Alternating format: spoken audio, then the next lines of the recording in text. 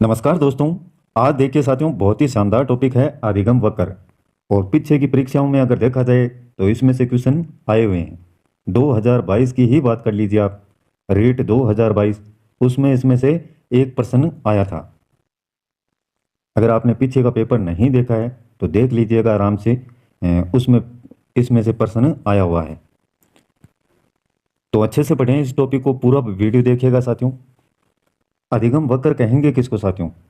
देखिए, आपने मैथ्स में 10 तक कम से कम आगे अगर नहीं लिया सब्जेक्ट तो 10 तक आपने ग्राफ बनाए होंगे।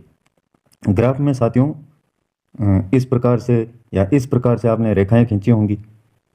समय और दूरी के बीच में कितने समय में कितनी दूरी तय की, इस प्रकार से आपने सीखा होगा साथियों, निश्चित तौर पर सीखा है कि ये दूरी है इधर किलोमीटर में और ये समय दिया हुआ है 1 घंटे में। कि देखिए, ये हावर्स में और ये दूरी किलोमीटर में, ये है 1 किलोमीटर और इधर हावर है 1 घंटा। 1 घंटे में आपने इतनी दूरी तय की, फिर अगले घंटे में आपकी दूरी कम हो गई, तो ये ग्राफ कैसे बनेगा? ऐसे बनेगा साथियों, इस प्रकार से। और फिर अगले घंटे में आपकी दूरी इतनी तय कर लिया आपने, तो फिर ऐसे इसमें बढ़ोतरी देखने को मिलेगी। तो ये ग्राफ आपने इस प्रकार से बनाए होंगे साथियों। यही क्या करना है, यहाँ पर सीखने की गति को आपको नोट करना है कि सीखने की गति में हर समय अंतर पाया जाता है, एक समान नहीं होती है, कभी तेज होती है कभी मंद होती है। तो उसको एक ग्राफ पेपर के माध्यम से आपको प्रदर्शित करना है, वही आपका अधिगम वक्र कहलाता है। ये चार्ल्स स्किनर साहब हैं। इनके अनुसार इन्होंने देखिए क्या कहा है कि अधिगम का वक्र किसी दी हुई क्रिया में उन्नति या अवनति का ब्यौरा कागज पर विवरण है।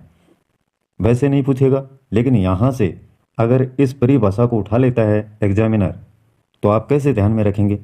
वही वही उदाहरण जो मैंने पहले आपको बताया था कि आप अपनी स्किन को साफ रखेंगे तो स्किन कैसी होगी? अच्छी होगी। स्किन कैसी होगी? अच्छी होगी, यानी उसमें उन्नति देखने को मिलेगी, शानदार होगी, सुंदर होगी। उन्नति, उन्नति का मतलब बढ़ोतरी। और आप टाइम से नहाएंगे नहीं, अपनी त्वचा को गंदा रखेंगे स्किन को, तो उसमें अवनति देखने को मिलेगी। सिर्फ ये समझने के लिए है, ध्यान रखने के लिए, बाकी ऐसा कुछ नहीं है इसमें। और एक है गेट्स वाला, देखिए गेट्स तथा अन्य के अनुसार अधिगम का वक्र सीखने की क्रिया से होने वाली गति और प्रगति को व्यक्त करता है। अधिगम का जो वक्र है वो क्या करता है? सीखने की क्रिया से होने वाली गति और प्रगति को व्यक्त करता है। गेट्स, ये परिभाषा किसने दी? गेट्स ने ऐसा कहा। तो साथियों, गेट से आप ध्यान रखेंगे, जब भी विद्यालय का गेट खोला जाएगा तो विद्यार्थियों में क्या देखने को मिलेगी? गति देखने को मिलेगी। और शुरुआत में जब सुबह का समय होता है तब गेट खोलते हैं, तो किस लिए खोलते हैं? कि विद्यार्थियों की प्रगति हो सके। तो इस प्रकार से इन दो वर्डों को आप यहाँ से पकड़ेंगे और इस गेट्स के साथ में जोड़ देंगे, जिससे एग्जाम में अगर ये परिभाषा उठा लेता है एग्जामिनर, तो आपका आंसर क्या जाए? सही जाए। अब देखिए साथियों, इसके 4 प्रकार बताए हैं, इनको भी आप समझिएगा। यहाँ से ही प्रश्न उठाया है पिछली बार एग्जाम में। अधिगम वक्र 4 प्रकार के होते हैं। एक आपका है पहला धनात्मक अधिगम वक्र। ऐसा अधिगम वक्र जिसमें अधिगम की दर प्रारंभ में क्या होती है? धीमी होती है और बाद में क्या होती है? तीव्र होती है। ये देखिए, यहाँ पर शुरुआत में तो क्या है? धीमी है और फिर एकाएक क्या है? बढ़ गई है। तो इसी को कहते हैं धनात्मक अधिगम वक्र या सकारात्मक गति वक्र। इसी को वर्धमान शिक्षण वक्र भी कहा जाता है। इंक्रीजिंग, इंक्रीजिंग का मतलब बढ़ोतरी। तो इसको समझने के लिए देखिए साथियों उदाहरण। अधिगम की दर प्रारंभ में क्या रहती है? धीमी। धीमी, जैसे बच्चे को ए फॉर एप्पल सिखाया जाता है, तो वह क्या करता है? शुरुआत में ऐसे टेढ़ा मेढ़ा लिखता है, ठीक है ना। और इसके ऊपर अगर फिराने को कहें तो ऐसे कर देता है वो, इसको ऐसे कर देगा, सही स्पष्ट रूप से नहीं कर पाएगा। यानी उसकी प्रारंभ में जो सीखने की गति है वो क्या रहती है? धीमी। और फिर धीरे धीरे सीखने की गति बढ़ जाएगी। जैसे उसको लिखने के लिए कहेंगे, अभ्यास कर लिया उसने ए, तो स्पष्ट लिखेगा एकदम और स्पीड से भी लिखेगा। और अन्य उदाहरण, जैसे आप टाइपिंग करते हैं साथियों, शुरुआत में बहुत धीमी धीमी टाइपिंग की जाती है जब आप सीखते हैं, और सीखने के बाद में आपकी स्पीड बहुत ज़्यादा हो जाती है। तो इसी को क्या कहते हैं, धनात्मक अधिगम वक्र। अगला देखिए ऋणात्मक अधिगम वक्र। बस समझने की बातें हैं और समझ जाएंगे एक बार तो एग्जाम में आपके जो क्वेश्चन है बिल्कुल भी गलत नहीं होंगे साथियों। ऋणात्मक अधिगम वक्र, इन वर्डों को पकड़ें साथियों। उसमें प्रारंभ में गति क्या थी, धीमी। यहाँ पर गति क्या है, तेज है। ऋणात्मक में, ऋणात्मक में प्रारंभ में क्या है, गति तेज और बाद में धीमी हो जाती है। इसलिए इसको क्या कहा जाता है, ऋणात्मक अधिगम वक्र या नकारात्मक।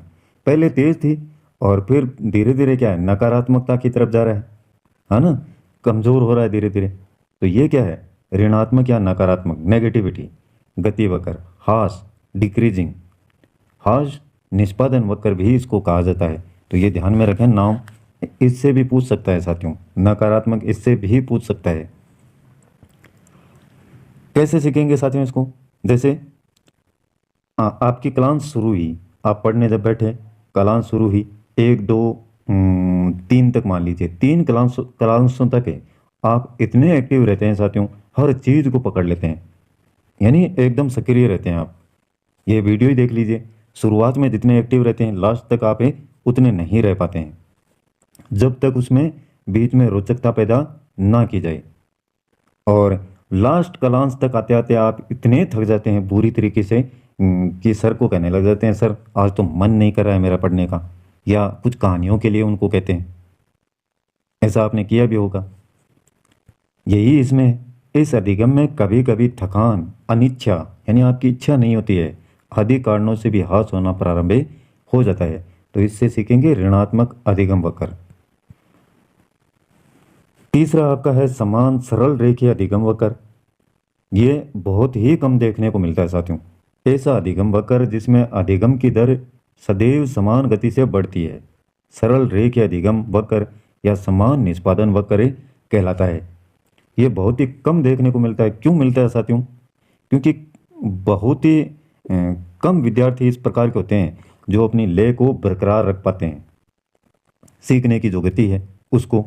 जैसे किसी विद्यार्थी के 10th में 60% है और 12वीं में भी 60% लाना, थोड़ा बहुत ऊंचा नीचा हो सकता है इसमें। तो ये ऐसा बहुत ही कम है देखने को मिलता है जो सीखने की गति है, लेकिन फिर भी दिया हुआ है। अगर इस प्रकार के परसेंटेज आपके सीखने की गति है, इस प्रकार की आपकी रहती है, तो उसको क्या कहेंगे, सरल रेखीय अधिगम वक्र। प्रत्येक प्रयास में सीखने की मात्रा या निष्पादन समान रहता है। इस तरह का वक्र बहुत ही कम देखने को मिलता है। अब आगे चौथा है साथियों, एस आकारीय अधिगम वक्र, मिश्रित अवग्राहस, यानी कभी कम कभी ज़्यादा, कभी कम कभी ज़्यादा, इस प्रकार से। ऐसा अधिगम वक्र जिसमें अधिगम की दर, सीखने की गति प्रारंभ में धीमी, फिर तीव्र और पुनः धीमी, फिर तीव्र, अर्थात इसमें स्थिरता नहीं रहती है। एस आकारीय अधिगम वक्र या सर्पिलाकार या सीढ़ीदार कहलाता है। तो इसको ध्यान में रखें आप, एस आकारीय अधिगम वक्र।